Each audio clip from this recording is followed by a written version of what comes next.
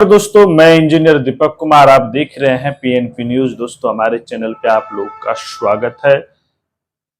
बिहार में जो है आज 22 जुलाई को बिहार विधानमंडल मानसून सत्र शुरू होने वाला है और इसी पे हम सोचे आपको थोड़ा बताने का काम करें।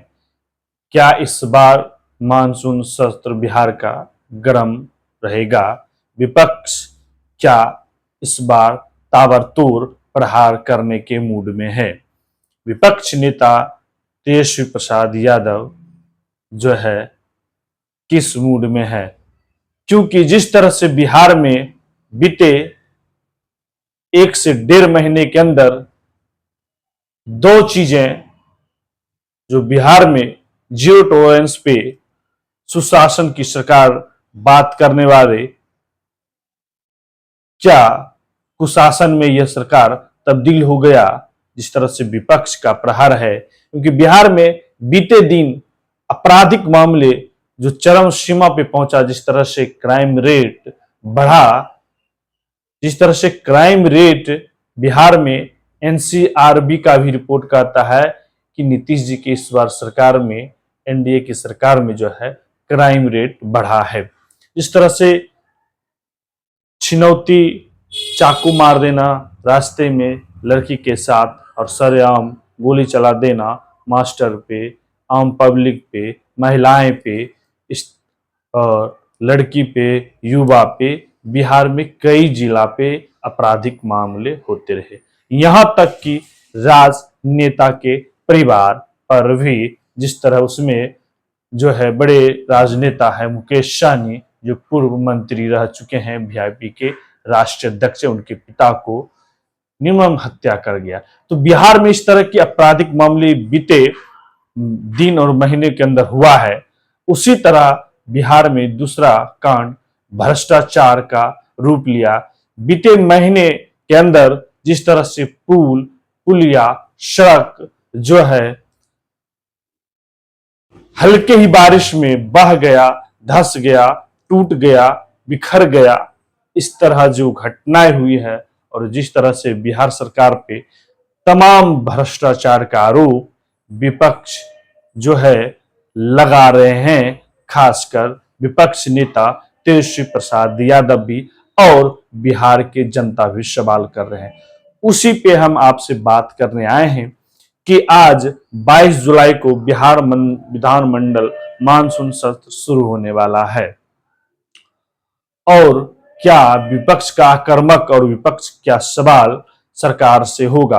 और एनडीए सरकार 2024 में बनने के बाद नीतीश जी चले गए थे, फिर जब एनडीए 2024 में जनवरी में बनाए, उसके बाद जो तमाम काम है और उसके बाद नीतीश कुमार अपने मंत्रीगण और नेता का बैठक बुलाए थे कि आपराधिक और क्राइम मामले पे बात करने के लिए।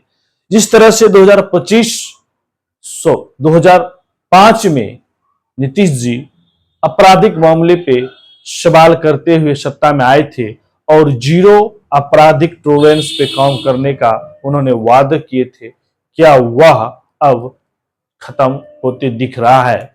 बिहार में आपराधिक मामले जिस तरह से बढ़ा, वह देश को और बिहार की जनता को जो है झकझोर करके रख दिया।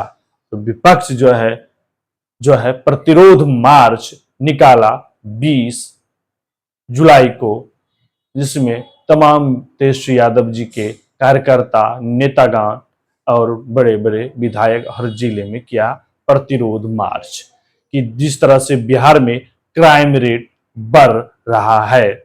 सवाल कुशासन और सुशासन का है, आखिर किसकी सरकार में बढ़े अपराध?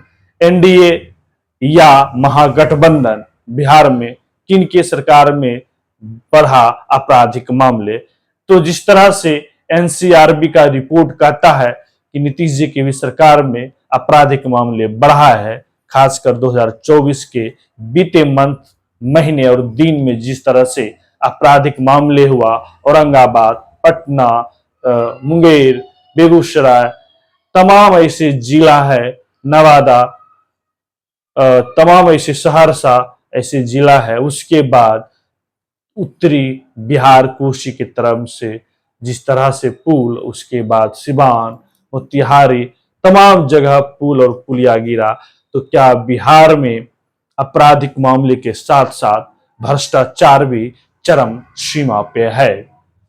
ये चीजें चर्चा का विषय है और यह बराबर हो रहा है। और जब विपक्ष ने 20 मार्च 20 जुलाई को प्रतिरोध मार्च निकाला, प्रदर्शन किया, और क्या यह विपक्ष का भी रोल, क्या विपक्ष सत्ता पक्ष पे दबाव बना पा रहे हैं या एक दूसरे को दिखावा कर रहे हैं?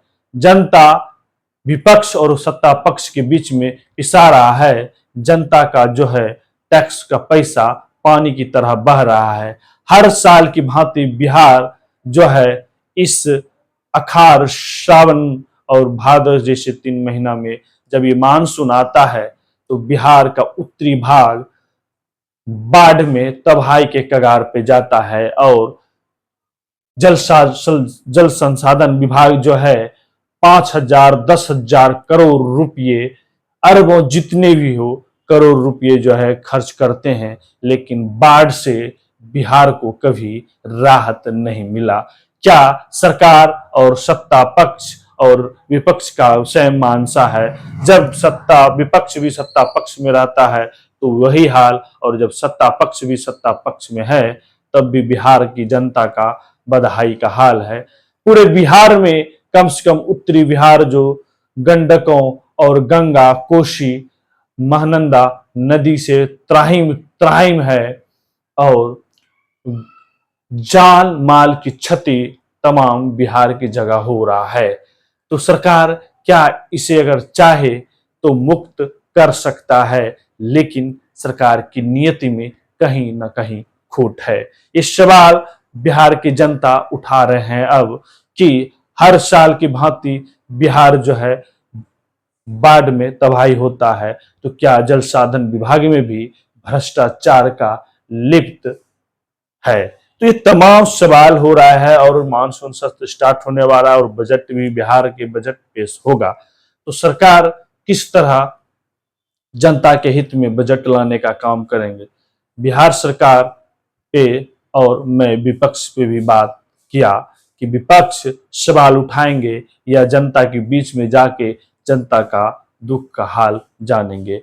सवाल कुशासन और सुशासन का रहा, लेकिन नीतीश कुमार का शासन क्या कुशासन में तब्दील हो चुका है? और क्या नीतीश कुमार का भ्रष्टाचार मुक्त अब भ्रष्टाचार में तब्दील हो चुका है? ये सवाल आपके बीच भी है। जनता, आप भी अपना राय और कमेंट प्रतिक्रिया जरूर दीजिएगा। मैं आपका भाई इंजीनियर दीपक कुमार, मेरे चैनल को लाइक, शेयर और सब्सक्राइब, बेल आइकन जरूर टच करें, क्योंकि आपका सहयोग जरूरी है। मैं आपका आवाज और आपकी बातों को बुलंद करूंगा, आपके बीच रखने का काम करूंगा।